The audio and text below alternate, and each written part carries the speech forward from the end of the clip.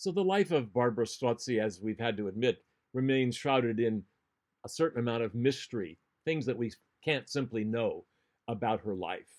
But she seems to have been a person of enormous integrity and self awareness. And thus it must have been particularly painful for her at times. Why did she never compose an opera, for example? She was enormously talented, I think in some ways more talented than her teacher, Francesco Cavalli. Was it that even with all his influence, her father couldn't sway enough people to commission her to write an opera? Opera was very expensive, and it was a big, big deal. This was a world certainly well known to Barbara Strozzi, but not one that she was allowed to really enter the room of. So, what did she then do? Well, she wrote in almost every other genre that a singer could: the madrigal, the solo motet, the aria, the arietta, the cantata, the lamento, the lament, sometimes for a major political figure who had been unjustly murdered, for example. And she composed in practically every formal design known to composers at the time: strophic arias, strophic variations, full or incomplete da capos, refrain forms, rondo forms, and every combination thereof. She was extraordinarily resourceful in how she put her music together. Almost three-quarters of her 100 plus works are for solo soprano. And it seems almost certain that her normal performing presentation was her voice and her holding and almost certainly playing a te orbo. Cavalli had trained her thoroughly in what was called the seconda pratica, or the second practice of Monteverdi, whose basic premise or claim was: if the words demand some drastic musical device that breaks conventional rules, it is justified by the text. The text is sacred, and Barbara Strozzi pays extraordinary attention to her text. She names in these publications 16 different poets. Now, all of them are in the school, the style of this man. Don't you love him? Giambattista Marino. Marino has a life almost as interesting as Bernardo Strozzi. He's born in Naples, way in the south of Italy. Sometime in his early 20s, he has to flee. We don't know exactly why, but he ends up in Rome, where he starts writing poetry for not just the nobility, but for the powerful religious figures. And within a couple of years, he is all the rage.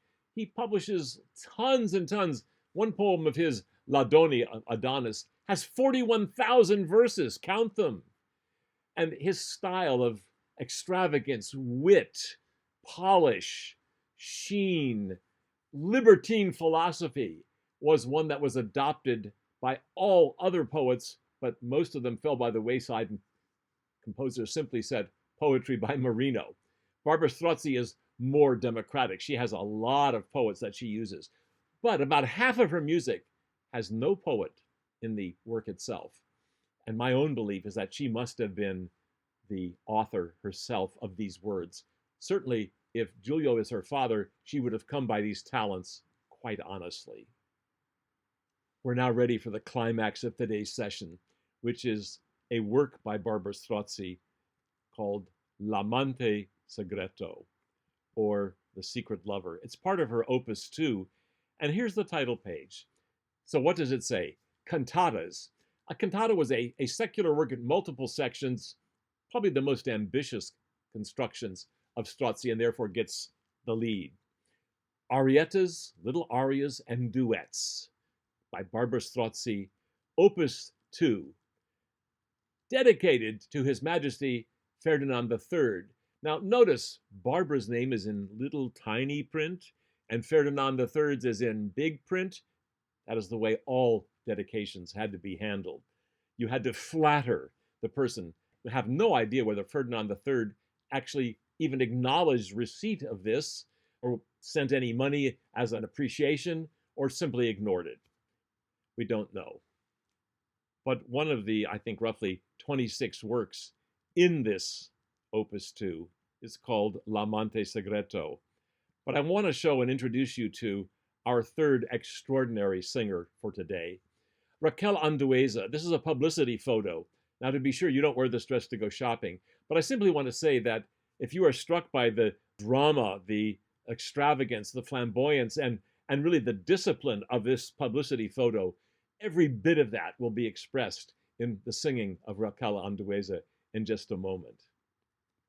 Now, we don't spend very much time on listening guides in our sessions normally because the block bounces fairly slowly every 10 seconds or so, and the scores bring things more quickly to life. But because the words in Barbara Strozzi's compositions are so much in the foreground, I wanted to share some of this poetry with you and how she sets it. Let me just read, without any of the repetition that she brings musically to it, the poem, which has no author, and I think it very well could be Barbara Strozzi herself. And again, this is a poem from the male gaze, from the perspective of a man. Now, there is a certain amount of gender ambiguity and fluidity, much more in 17th century Venice than we have today in our own United States. And so there's a bit of that going on, but you have to imagine basically this is a man complaining, if you will.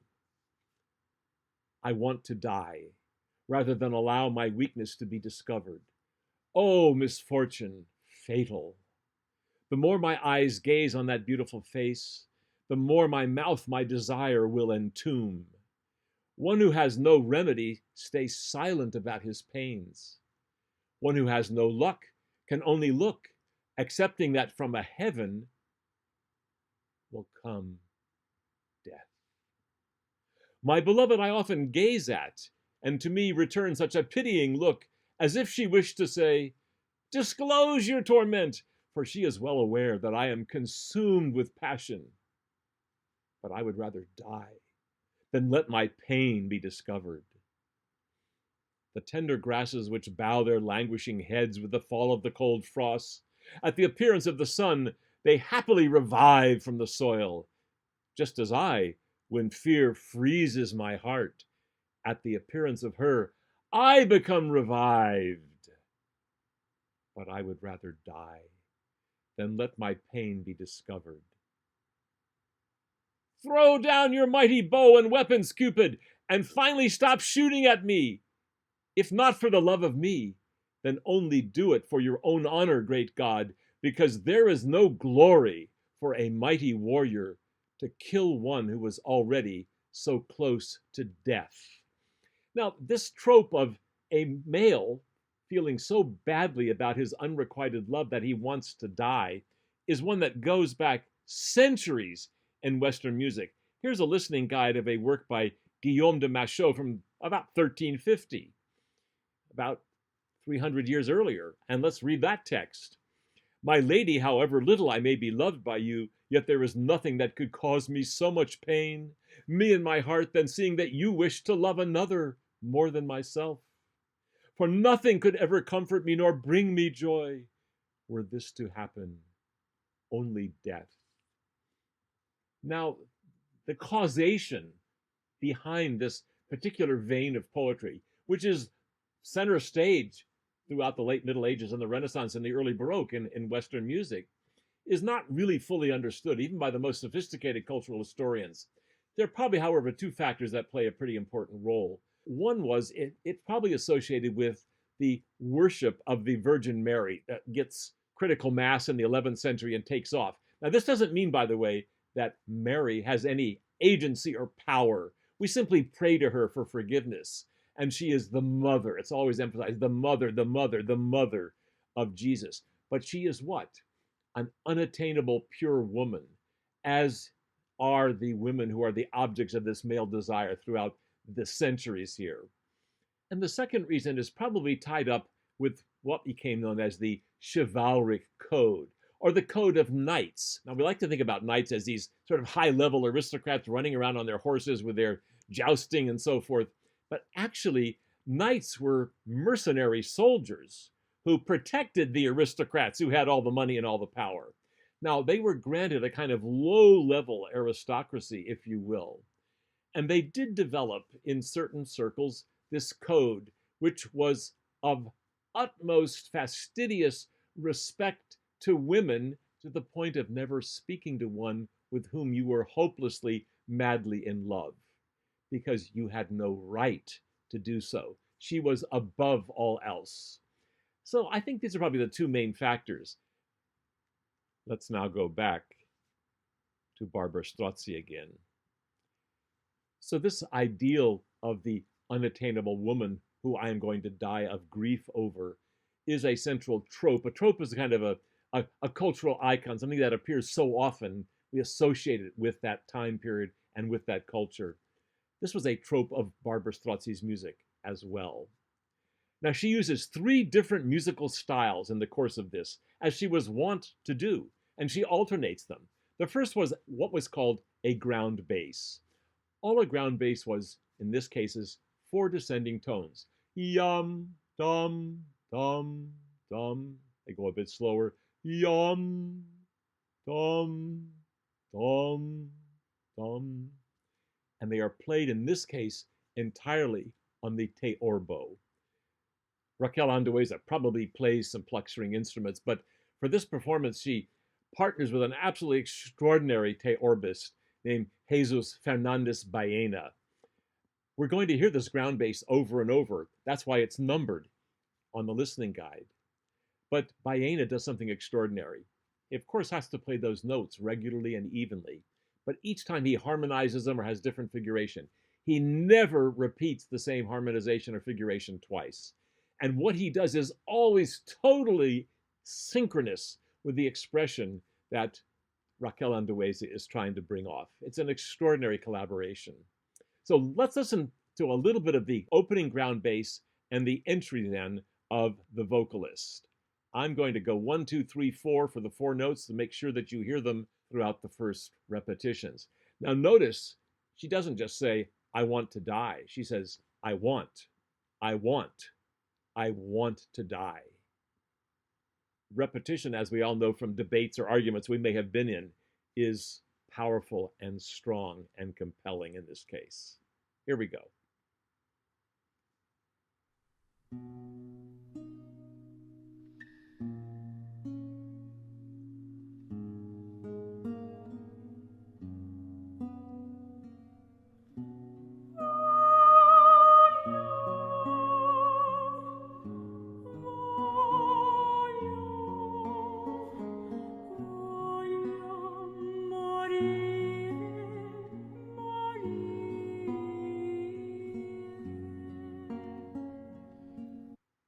Now you'll notice this is a very different affect or mood than the two works by Strozzi we heard earlier in our session. It's one of hopelessness and despair, but expressed with a certain kind of dignity. Now look at this text here. Rather than allow my weakness or my pain, I use those words interchangeably in my translation, to be discovered. So you would think weakness or pain might be softer and go down even lower. But I don't want my weakness to be discovered. I don't want it discovered. So she uses it as the occasion for the first vocal climax. Listen.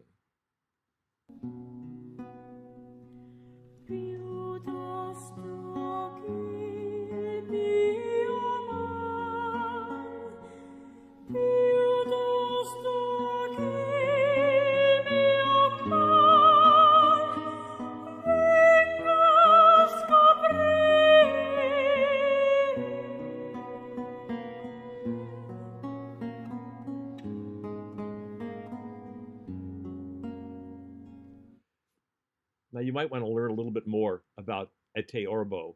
Well, in Meeta, all you have to do is click on links, and there is the word teorbo. I only have to put my mouse over it. I get a short, succinct definition, but if I want to know more about it, I click on it.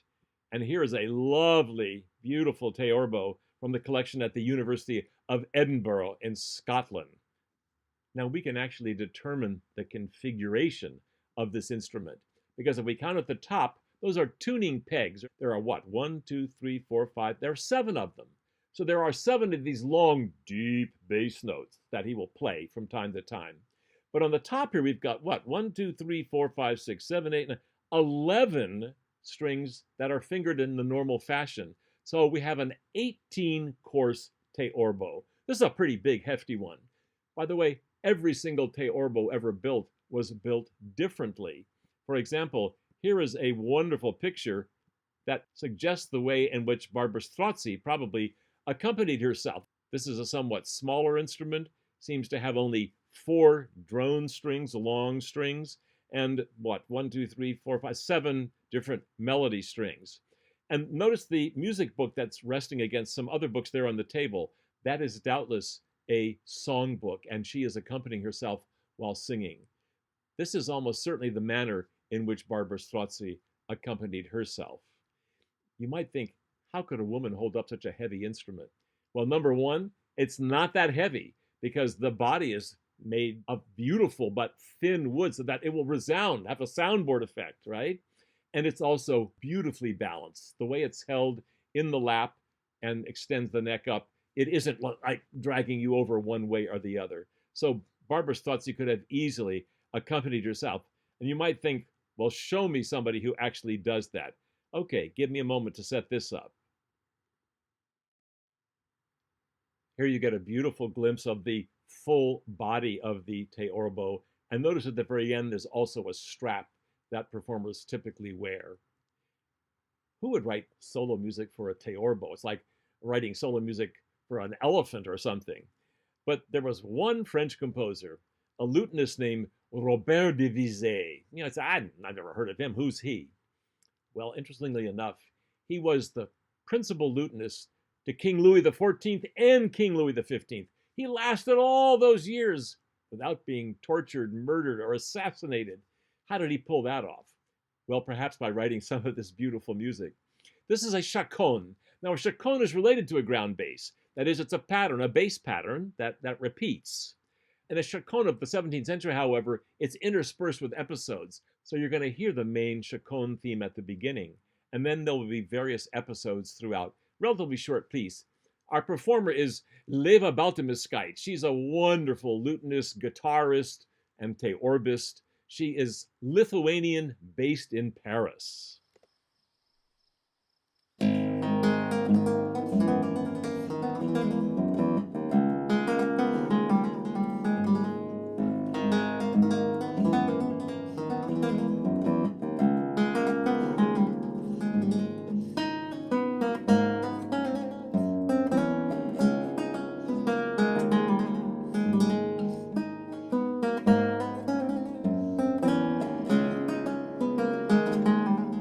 And the fine carving at the top of the body there allows the sound to escape out from the instrument and makes it warmer and more spread out.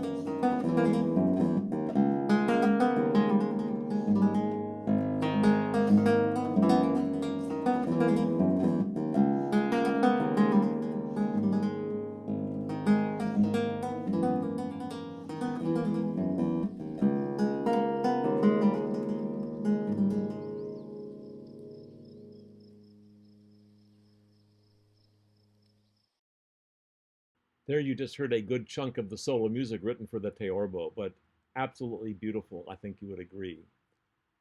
Let's get back to L'Amante Segreto.